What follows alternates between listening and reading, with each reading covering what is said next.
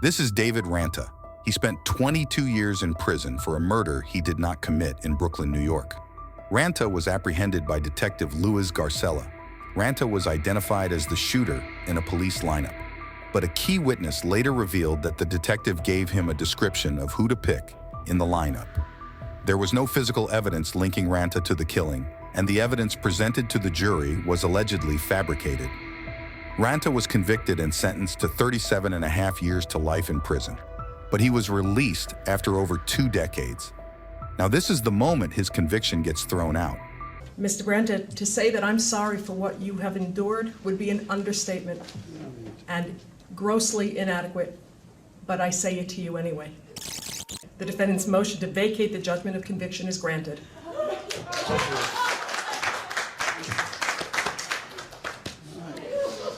After his handcuffs were freed, he hugged his family while carrying everything he owned over his back. Thank you all. Thank you. He walks out a free man following his release, having reportedly obtained $2 million from the state and a $6.4 million settlement from the city of New York. This is Webb, who has been charged with 2 counts of attempted murder in Lexington, Kentucky, as shown on this surveillance video. Webb tries to run over 2 employees at a jail where he just served time.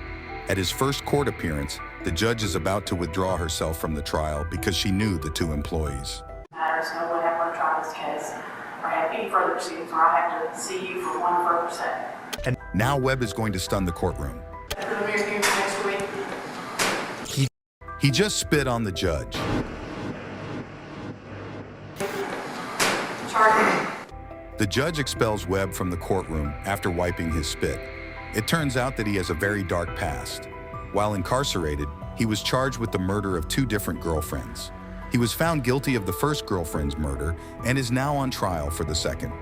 Webb appeared in court with a tattoo on his head that listed the names of the people he intended to kill, with 3 rats crossed out at the bottom. Webb displayed no remorse throughout the trial, and the jury found him guilty. This is Camia Gamet, who is accused of killing her boyfriend in Jackson, Mississippi. It is said that the attack occurred during a fight between the 2 of them and resulted in the boyfriend being fatally stabbed. Although Gamet initially claimed that she killed her boyfriend in self-defense and that he was attacking her, she was ultimately found guilty of murder. The way I was portrayed, mostly everything was lies. There was a little bit of truth, but mostly I was convicted off of lies. We now proceed to the sentence phase, during which Gamet allegedly kept upsetting the judge. You're gonna shut your mouth or I'm gonna have some duct tape put on it. With Gamet showing no remorse, the judge had some final words. You stabbed, you stabbed, you stabbed, you stabbed until he was dead. I agree with the family. I hope you die in prison as well. You know, if this was a death penalty state, you'd be getting the chair. Gamet was ultimately found guilty and given a life sentence without the chance of parole. This is Ky'Andrea Cook, who was found guilty of carjacking charges in Volusia County, Florida. 18-year-old Cook and her then 17-year-old boyfriend set up a carjacking, during which the boyfriend allegedly shot the victim, seriously injuring him before running away. The pair then attempted another carjacking just 2 days later, but this time they were arrested. Meanwhile, Cook appears before the judge for her involvement in the theft and shooting. She's guilty of all 3 charges, sentenced you to 20 years in state prison. You can hear Cook's mother crying.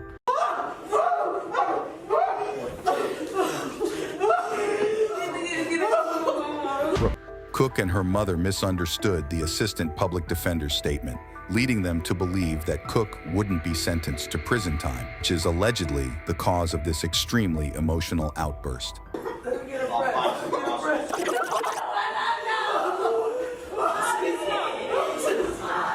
Later, Cook's sentence was lowered to 11 years in prison. This is Joel Delgado, who's being escorted into the Pulaski County Courthouse in Little Rock, Arkansas, to face charges of residential burglary and theft of services. During his arrest, he claimed he was injured and was taken to the hospital. As they approach the courthouse, Delgado loses his shoe, which may just be a distraction for his escape strategy. What'd you say, OJ? Hey, you see a shoe back there? Where is it? With Delgado being in a neck brace and a wheelchair, it appears he can't walk, but he sure can run.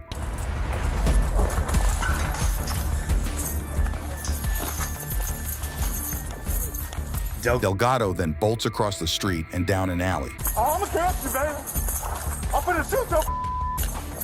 The deputy appears to lose him and scans the streets looking for the suspect. Hey, can you call the police for me? Call the police for me. Call the police. What way it go? Went straight through the alley and cut that way. What you Your need? phone. My damn radio came out. And I tried to get him. Hello.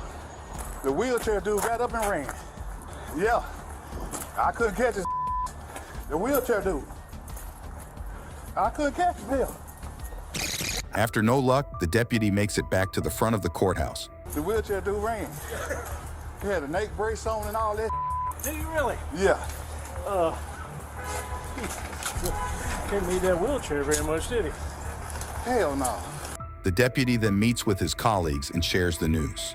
Dude ran, man. Dude ran? Hell yeah. What? He took off? Yeah, I couldn't catch that dude. He jumped the rail.